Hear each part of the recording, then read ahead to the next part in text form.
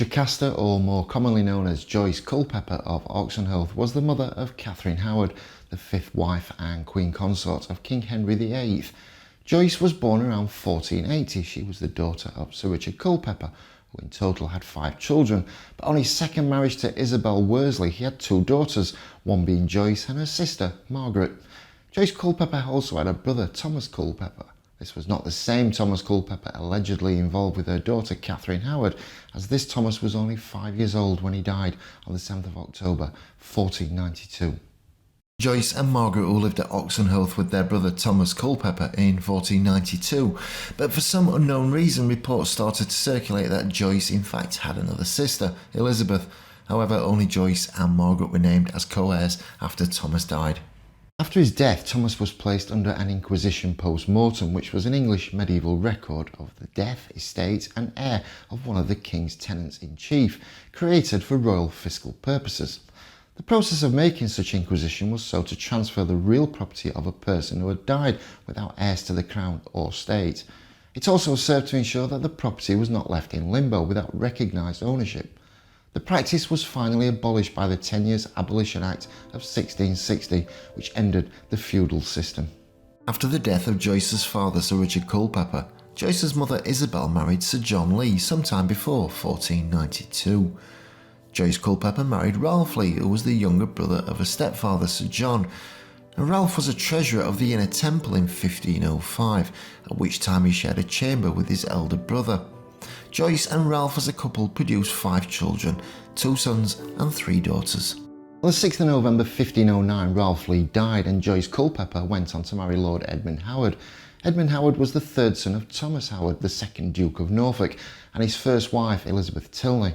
His sister Elizabeth was the mother of Henry VIII's second wife, Anne Boleyn, and he was the father of the king's 5th wife, Catherine Howard. His first cousin, Marjorie Wentworth, was the mother of Henry's 3rd wife, Jane Seymour. Joyce and Edmund had 6 children together. Firstly, Charles Howard, who was a gentleman at the court of Henry VIII of England. He also incurred Henry's displeasure for having fallen in love with Margaret Douglas, later to be the Countess of Lennox. This while Margaret was serving as First Lady of Honour to Charles's sister, Queen Catherine Howard. Of their children, Sir George Howard was an English courtier, politician, author and diplomat. Howard held offices at court under 4 monarchs, Henry VIII, Edward VI, Mary I and Elizabeth I, most notably the office of Master of the Armoury, and he also undertook several diplomatic missions. A masque written by Howard was produced at the court during the reign of Edward VI, and he is mentioned by name in the Langham Letter, which describes the Earl of Leicester's entertainment of Queen Elizabeth at Kenilworth Castle in July 1575. Margaret Howard married Sir Thomas Arundel of Wardour Castle, but in late 1551 he temporarily aligned himself with the Protector Somerset, thereby putting himself in conflict with John Dudley, the Earl of Warwick. He was arrested and charged with conspiring to overthrow the government and murder the Earl. He was convicted and beheaded on Tower Hill on the 26th of February 1552. His property was confiscated, but in June 1552 the Crown began restoring it to his widow, and from 1553 to his son. They also had a further daughter called Mary, who married Edmund Trafford, but little to nothing is known of their marriage. Finally, Catherine Howard would eventually become Queen Consort of England from 1540 until 1541 as the 5th wife of Henry VIII. Catherine was a cousin to Anne Boleyn and niece to Thomas Howard, the 3rd Duke of Norfolk. Thomas was a prominent politician at Henry's court, and he secured Catherine a place in the household of Henry's 4th wife, Anne of Cleves, where she caught the king's interest.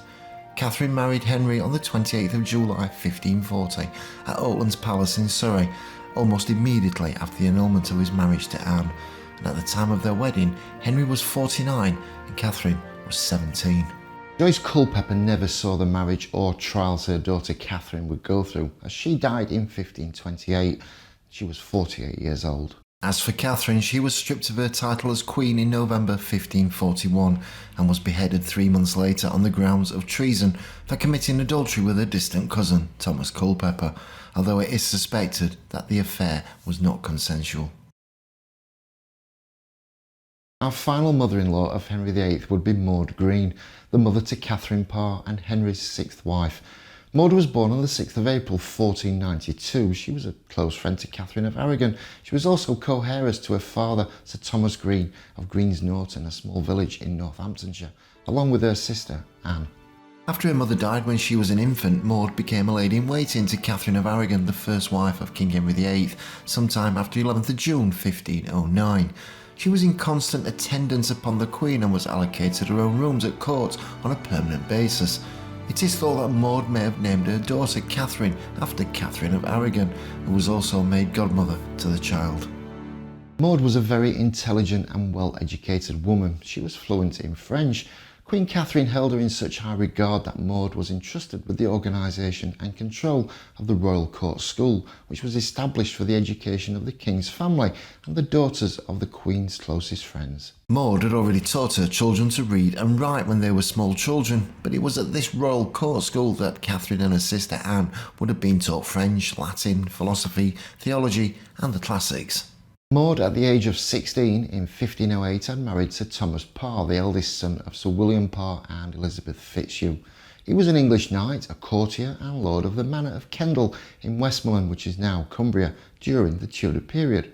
Maud and Thomas had 3 surviving children, although Thomas Parr inherited properties in the north, including Kendal Castle in Westmoreland. The Parrs resided at Parr House, which was located on the Strand in London. By the time Sir Thomas had inherited the castle, it was in need of repair and eventually became derelict due to this. As a couple, they remained as courtiers and stayed close to court. Thomas Parr died of the sweating sickness on the 11th of November 1517, leaving Maud a widow at the age of 25. Maud chose not to remarry for fear of jeopardising the huge inheritance she held in trust for her children.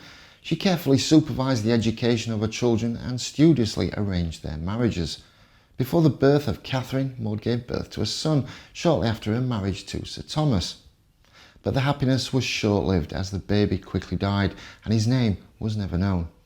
After the birth of their third child, Anne, Maud again became pregnant around 1517, the same year of Thomas's death.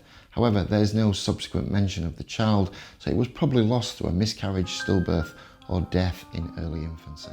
Catherine Parr was born in 1512. She went on to become Henry VIII's 6th wife and Queen Consort from 1543. She was also the last Queen of the House of Tudor. She married Henry on the 12th of July and outlived him by 1 year. In total, Catherine had 4 husbands, making her the most married English queen. But Catherine enjoyed a close relationship with Henry's 3 children and was personally involved in the education of Elizabeth I and Edward VI.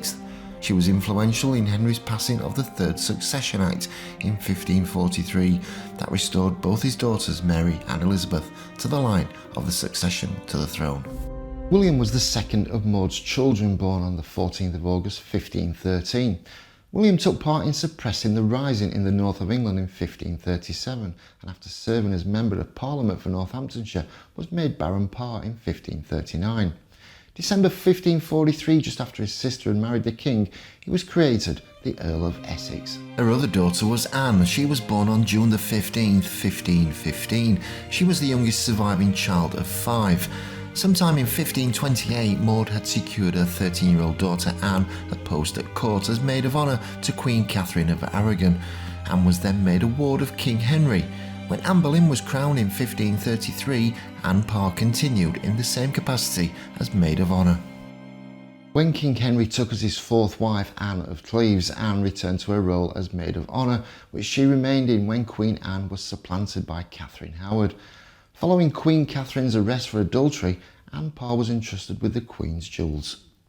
As for Maud herself, she died on the 1st of December 1531 and is now buried in St Anne's Church, Blackfriars, London, beside her husband.